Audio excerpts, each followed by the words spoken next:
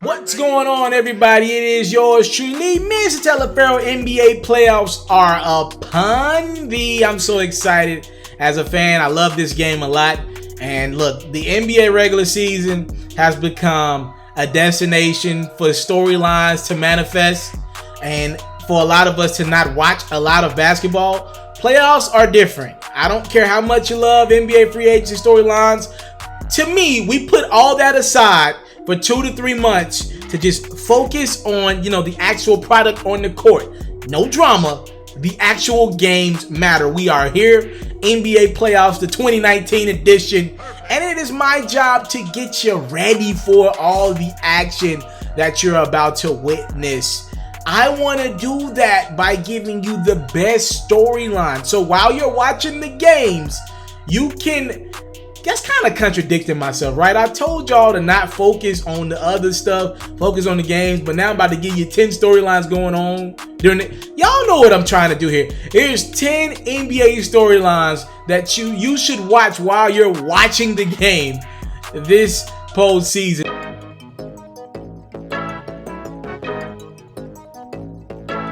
And at number 10 is Brooklyn in the house. The Brooklyn Nets are somehow, some way back in the playoffs, this time spearheaded by their all-star point guard, D'Angelo Russell, giving that team more than just a spark. 21 points, 7 assists a game.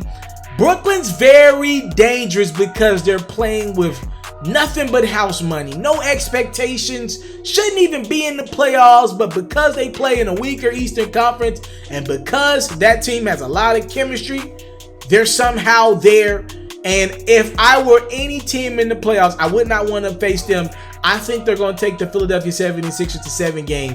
They're playing with house money, a team that I would not want to play come this time of the year.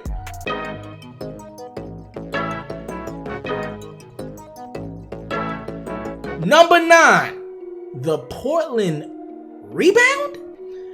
The Portland Trail Blazers are missing Jusuf Nurkic.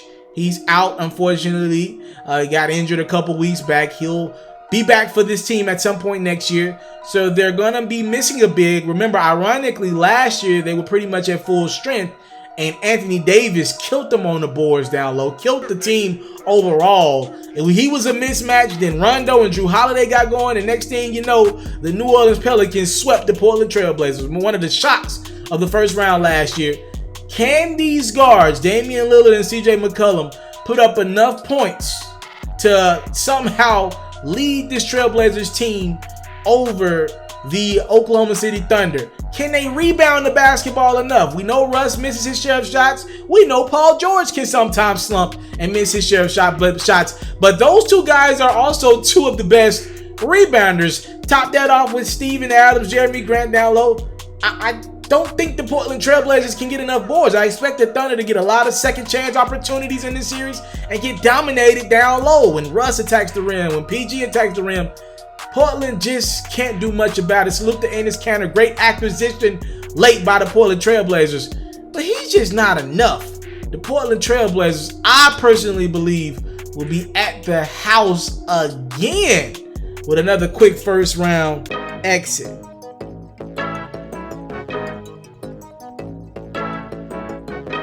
At number 8 is Kawhi Leonard playing. Listen, the Toronto Raptors are one of the most complete teams in the NBA postseason. Marc Gasol getting him at the deadline, that's great. I think he's going to pay dividends in the playoffs. A guy that can pass the basketball at an elite level and put the ball in the basket when need be. I'm happy for him to get some postseason run because Memphis darn sure wasn't doing it. Kawhi Leonard is the best player on this team. He's an MVP caliber guy. He's been a finals MVP. But is he playing though? This dude missed over a quarter of the NBA season. A lot of these nights he was just sitting out because of rest. He's too damn young to be sitting out this many games. He took Pop's system and he didn't took it to another level. That was more than load management. That was managing the load. He just didn't play. That's my only question about Toronto. I think they're more than capable of making it to the NBA Finals. They just need Kawhi Leonard to be on the court. If you can get him to the game, you're fine. This is like Bobby Brown of New Edition. If you could get him to the arena, he could put on a great show. You just got to get him to the arena. Number 8 storyline, Kawhi Leonard's status.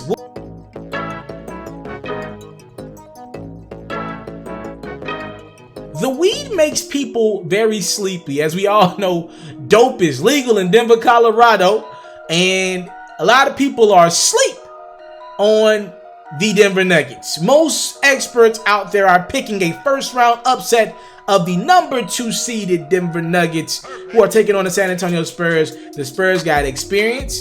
I believe after Jokic, the Spurs might have the 2nd, 3rd, and 4th best players. Definitely the next 2 in DeMar DeRozan and LaMarcus Aldridge.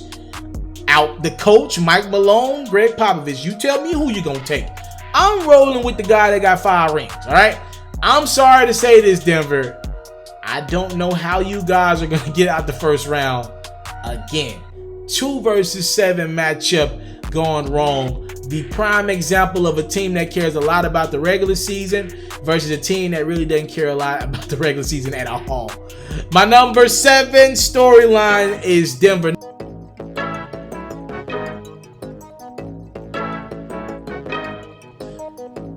Embiid body. Joel Embiid is the 2nd best player in my opinion in the Eastern Conference. But just like Kawhi Leonard, I don't know if he's playing night in and night out. If his body holds up, see, his situation is different. He's not sitting out just because he wants to sit out. Joel Embiid's body is breaking down on him. If you watch him walk, he kind of limps when he walks. I'm not sure Joel Embiid is going to make it to the age of 30 in the NBA. I'm serious about that, and I hate to say that. I just don't think, if you look at guys at his size and as agile as he is, he's one of the most agile players we've ever seen over 7 feet. Just doesn't seem his body's going to act right with him.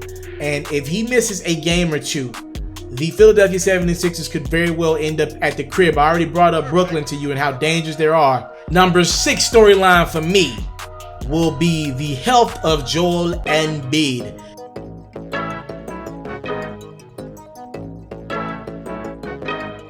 At number 5, can Giannis LeBron it? Listen, I believe Giannis Antetokounmpo is the best player in the world playing basketball right now, but he's got to go out and prove it. You don't 100% get that step in the regular season. You make your mark in the playoffs. Around this age that Giannis Antetokounmpo is at right now is around the time LeBron James led that very young Cleveland Cavaliers team to the NBA Finals. Remember, they had that big win over Detroit. Remember, LeBron went for like 27 out of 28 points in one of those magical games, one of his best games of his career. They dethroned the Detroit Pistons. LeBron got to the finals and lost to 3 Hall of Famers. You might have heard of them: Tim Duncan, Tony Parker, and Manu Ginobili, and the Hall of Fame coach Greg Popovich. But nevertheless, LeBron let the NBA know, I'm here and I'm here to stay. This is Giannis Antetokounmpo's opportunity to do the same. He is the best player in his first round series. He's probably the best player in the East. If I got him as the best player in the game, got to be the best player in the East, right? Be dominant. Be yourself. Doesn't have to do anything different from what he did in the regular season. If he goes out and contributes the way we know he can, he's averaging over 26, 12, and 6. He will lead Milwaukee to the Eastern Conference Finals and potentially to the NBA Finals. This is his opportunity to LeBron it. Dominate the first and second rounds of the playoffs, and the world will be talking about Giannis Antetokounmpo.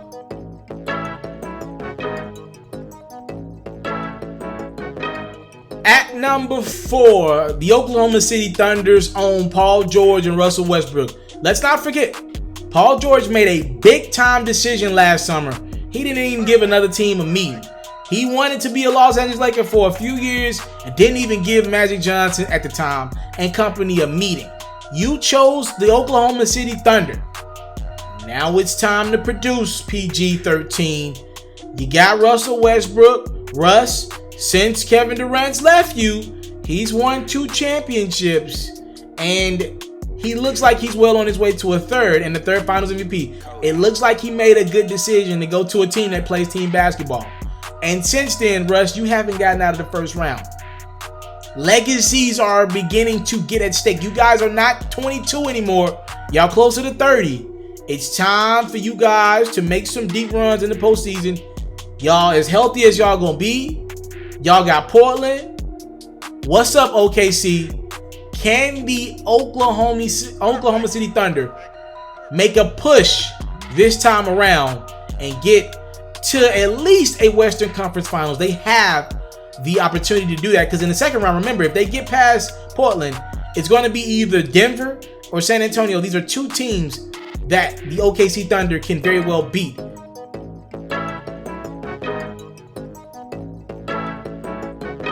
James Harden and Chris Paul, y'all got something to prove, man.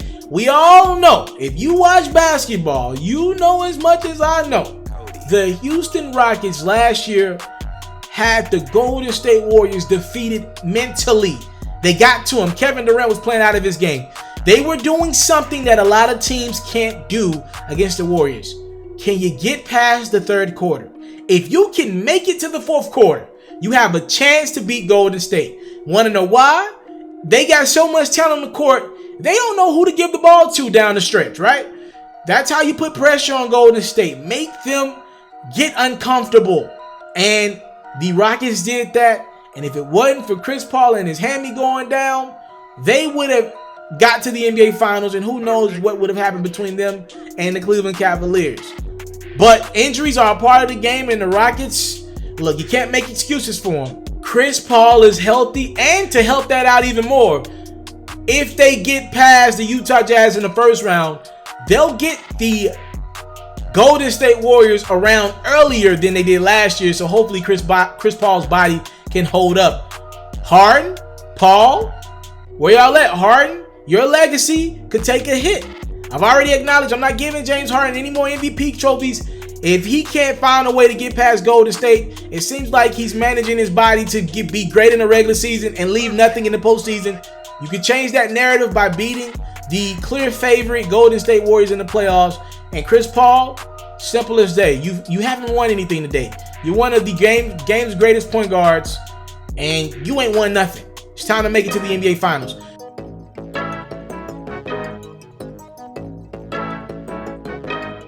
My number 2 storyline that you need to watch for in the postseason: Kevin Durant and the Golden State Warriors. Just watch the team play basketball and watch Durant's body language. Because a lot of Durant's decision that he has this summer, for those who don't know, I don't know how you can watch basketball and I know this. Kevin Durant will be a free agent this summer. Come July 1, it looks like Kevin Durant is at least entertaining the idea of leading Golden State and potentially going to New York, wherever he wants to go. Listen, what matters to Kevin Durant? Watch that Warriors team and see if you can read Durant. If they win a third straight NBA championship, does his head shift towards, I want to win one more and do something that most teams have never done, win 4 straight? Or does that push him more out the door and want a new challenge? Only Durant can answer that question. Or what if the Warriors lose? What if that leaves a bad taste in Kevin Durant's mouth? What if that means Durant looks at it like, I want to come back next year and leave. If I decide to go somewhere in free agency, I want to leave Golden State saying I was a winner and I didn't leave just because times got ugly, right? Because that'll then be the same narrative that kind of plagued him when he left the Thunder. He left when times got ugly. When they lost to the Warriors in 7 games, he dipped, right? So it kind of depends on where Durant's head at. Or what if he looks at losing as a sign to get out the door and just leave Golden State? You won 2 championships, head on to the next destination in life. I don't know where Durant's head at. I'm not sure. A lot of people know, right? So kind of watch that Warriors team to see if you can gauge what Durant wants. Watch the press conference, all that great stuff. And the number 1 storyline to me, NBA Playoffs 2019 edition.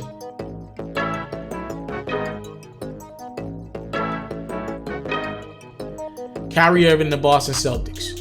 They've talked all year, specifically Kyrie Irving, about turning it on in the playoffs. I can't wait till the playoffs. I don't care about this regular season. I just want to shut the media up. I just want to shut the critics up. I want to get to the playoffs. We're here at the playoffs now, Kyrie. Boston, Brad Stevens, pressure's on you. Danny Ainge, what's up? Y'all put this team together? What y'all gonna do with all this talent? Y'all got all-star level guys. Kyrie Irving, Al Horford's made a few of them bad boys. Jason Tatum, Jaylen Brown, all the young potential in the world. Gordon Hayward, what's up? Terry Rozier, Marcus Morris. I'm calling all you boys out. Y'all done had a subpar regular season. All that talent should easily be no lower than 2, if not 3 in the Eastern Conference. Didn't even compete for the #1 seed most of the year. Boston, what are you guys made of? See, Kyrie is already halfway out the door, in my opinion, in Boston. I don't think he gets along with his teammates. I don't believe they believe in Kyrie Irving, the leader.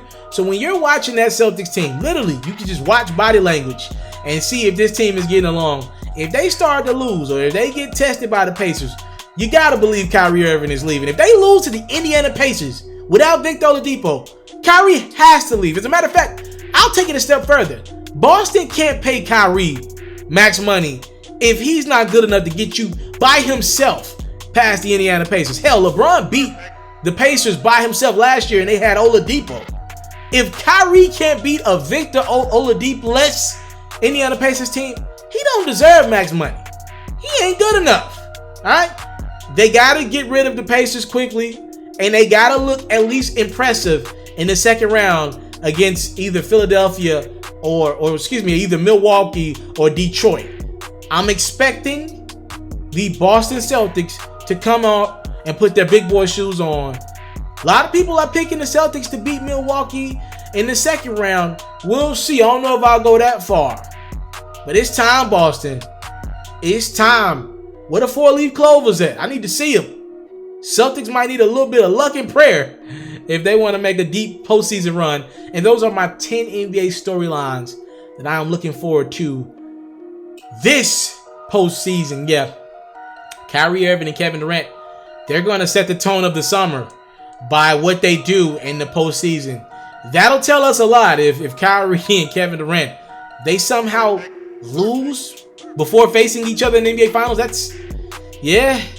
we'll see. This summer is going to be exciting, but I'm excited about the NBA postseason first.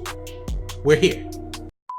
I came from nothing, but I want everything God has for me. I interview celebrities. I talk sports. I still represent the culture. I got the kids. You are now tuned in. Yo, we locked in right now, Mr.Taliaferro. Mr.Taliaferro. Mr.Taliaferro. Mr. Shout out to Mr. Taliaferro. You're watching Mr.Taliaferro TV. Mr. Taliaferro TV. Here with the Triple B's, you can't do nothing but win.